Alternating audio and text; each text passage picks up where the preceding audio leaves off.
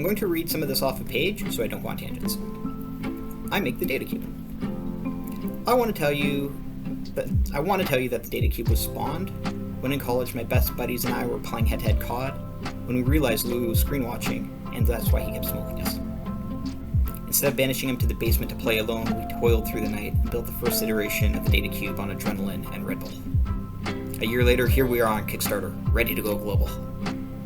But my story isn't nearly as romantic or cliche. About 10 years ago, when I was 25, I got a job at a community center to design and build some computers for some people with special needs. Up until that point, I had been an AV tech in high school and in university with about 20 odd jobs along the way. But I always came back to technology, kind of like in grade 9 when I used to fix Miss Davis's VCR. In university, I was studying political science and international relations, and I have my BA in honors in that. The computers that I was assisted in building by Miriam turned out to be almost clones of the software that my university was using as well, indicating we were on the right track. After the project ended, I was offered a position running the summer camps for adults with disabilities at Scadding Court Community Center, where I met Jason, Dave, Jackie, Talia, Herman, and some other great individuals. Dave is a quadriplegic, and I realized that the system that we had built would not work for him. So I realized alternate devices might work better. Before you know it, I had built a touchpad, a little touchpad that would go in the human mouth and allow the human tongue to control the mouse on the computer with left and right click. But it wasn't very comfortable, a little bit dangerous. But it worked. The theoretical functionality of it worked. And then in time, it was led to the next process. I designed the computer that the system would use to mount to the wheelchair to allow users in a wheelchair more control. My third device was the power shunting mechanism to allow the computer, with or without the touchpad, to drive an electric wheelchair. All of the machines worked, but the business plans were broken, and without serious engineering, they were all very dangerous. The cool spin-off was that I could drive an electric wheelchair over the internet globally, and I love it. The logical next step for me was to build a command and control system to monitor a care home, quantity of chairs, so that users could reach out to staff and be moved as required, with a minimal amount of staff required by the care homes. Around this time, I'd spent some time working in an assistive devices clinic, and thanks to my prototyping, and I realized that the whole of the hardware industry, as amazing as it really is, parts of it are outdated and some of the market models are. So I have a peripheral, I have a wheelchair computer, I have a control box, and I decided to make a command and control system. Now I need you to understand my logic coming into it.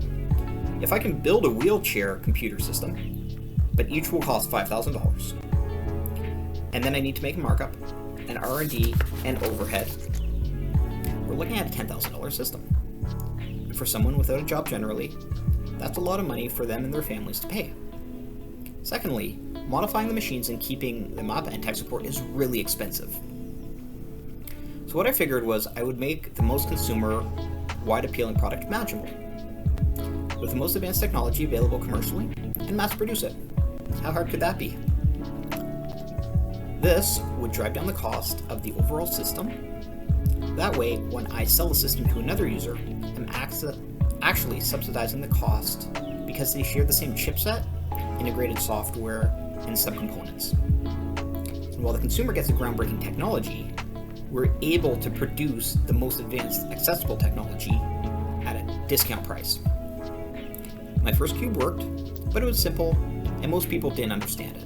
And to that degree, there were parts of it I didn't understand either. I built a second cube, more to my desired vision, with all the bells and whistles. It works, and we're now looking to build our first 50 systems based on the general schema.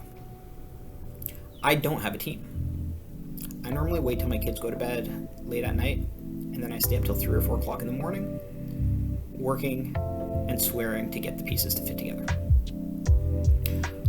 But I'm often thinking about, if one of my boys was born with the same conditions, what would I do for them? And what sacrifices would I make? And that drives me. I work alone. I've never found anyone who understands my end goal or has wanted to participate in my project. I don't have a team, but I do know who I will be hiring. They're all very competent, capable, and motivated individuals. This project has caused a lot of turmoil in some respects, but I unquestionably feel that the net good far outweigh the associated costs I have incurred. And that's why I've included the patent and the business plans on my website, coredatacube.com, for the next year or two, in case I fail now. People have said, Matt, why don't you go on Dragon's Den? I have no sales, and that's why I'm here today, because I need to get them.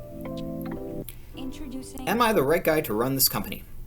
I do have a degree in political science, and probably 50 odd jobs now in various industries, but no, I'm not. I want to be part of the team that leads R&D and design. I want to act as a steward to lay the foundations and make sure that we can continue to produce this model of machine sustainably for the next 100 years. And considering, in some respects, that I think the system is still 20 to 30 years more advanced than any commercial machine that GE or Dell or Sony has, I think it's a worthwhile cause. Am I the best person for the job? No, by far no. But I can develop at least 3 more very advanced iterations of the system. I can lead mass production, I can scale the company, and I can scale the devices. I can employ at least 100 people, but probably far more than that. I can design and build one of the most advanced computer systems in the world in its industry. And I can advance the living standards of some people with some disabilities and some very impoverished people throughout the world. What I need is $1 from a lot of people. If I can raise $200,000 from our world of 8 billion people, we as a species get a new device. If not, it goes back under my desk and collects dust for the next 20 years. If you can't give $1, that's cool. But please do share this. Please pass it on to somebody and kick it down the street a little bit. Whether you're into head-to-head gaming, manufacturing, education, R&D, or assistive technology, the DataCube does have something for you. I'd like to thank you sincerely for listening today. I wish you all the best.